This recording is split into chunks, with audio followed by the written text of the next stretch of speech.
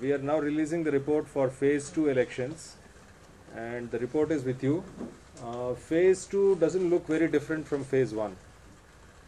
In phase 2 we have 66 constituencies, and in fact if you look at the major issues of concern, that is the criminalization of politics, the entry of big money into politics, and the lack of women candidates in politics, the same issues remain in phase 2 also. So let me quickly go through that. We found that in phase 2, out of 66 constituencies, there were 49 candidates who had criminal charges against them. The BJP led the pack with 13 candidates who had a criminal record, followed by the Congress with 9, the JDS with 8, and the BSP with 7. And we also found, to our surprise, that out of these candidates, at least 6 of them have murder or attempt to murder cases against them. This is again in spite of public assurances by the parties that they will not field such candidates. Coming to the issue of representation of women, we again find that there were very few women who were put up. There were a total of 14 women candidates among all parties in the 66 constituencies, and the percentage of women candidates is much below 5%, and we are still waiting for that women's reservation bill to be passed for 33%.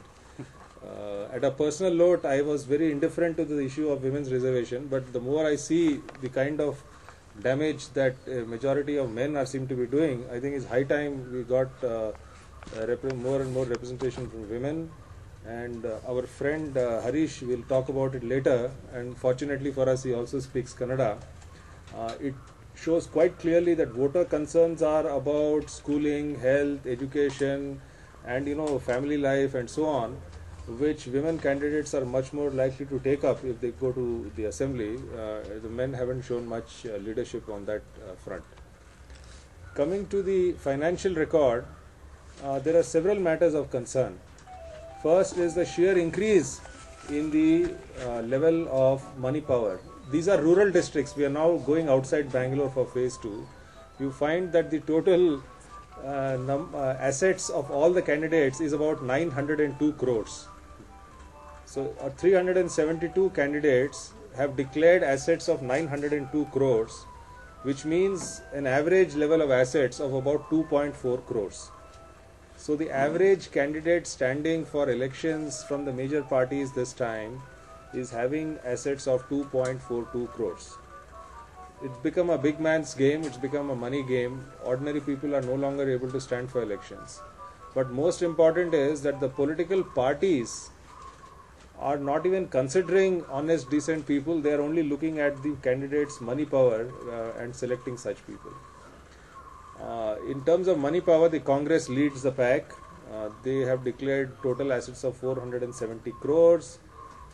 The average Congress candidate has got assets of 7.35 crores, followed by the BJP with 3.78, average assets of candidate from BJP, and from the JDS 1.28 crores. So this is another matter of concern when we talk about democracy and talk about equality, whether people, ordinary people, well-qualified people, educated people, people with interest in public service are at all being considered by political parties, and whether they are only going on and on fielding candidates who got a lot of money power. There are some other interesting issues that I think we need to look at. One is the growth of assets of candidates from 2004 to 2008. As many of you know, we had done this election watch in the year 2004, so we have got all the data of candidates who stood for elections in 2004. We have compared the assets they declared at that time with the assets that they have declared today, and there is some very interesting information that we can look at. The details are given, I'll just give the highlights. The total increase in assets of these candidates was 458 crores.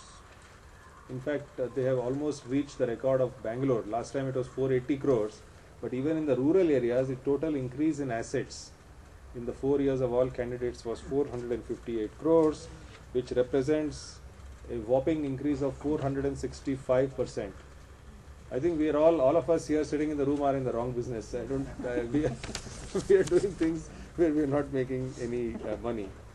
Interestingly, the Congress leads the pack in this. The Congress has got declared assets of increase of 360 odd crores, and the percentage increase of the Congress candidates is about 650%.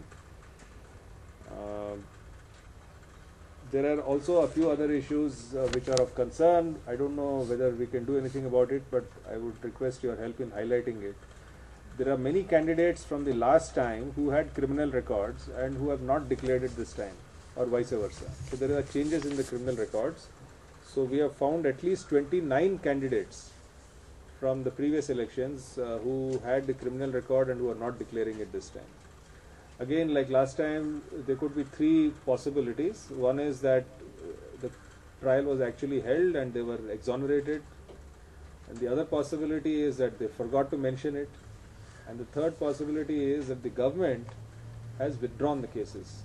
This is another practice that we find not only in Karnataka but many other states, that the government uses its authority or misuses its authority to withdraw cases against several people, particularly those in politics. So this is another issue that we need to take up, and I hope some of our friends from the Right to Information campaign will take up this issue and ask the authorities under Right to Information whether the cases against such candidates have been withdrawn, or what is the reason why there is a change in their criminal record.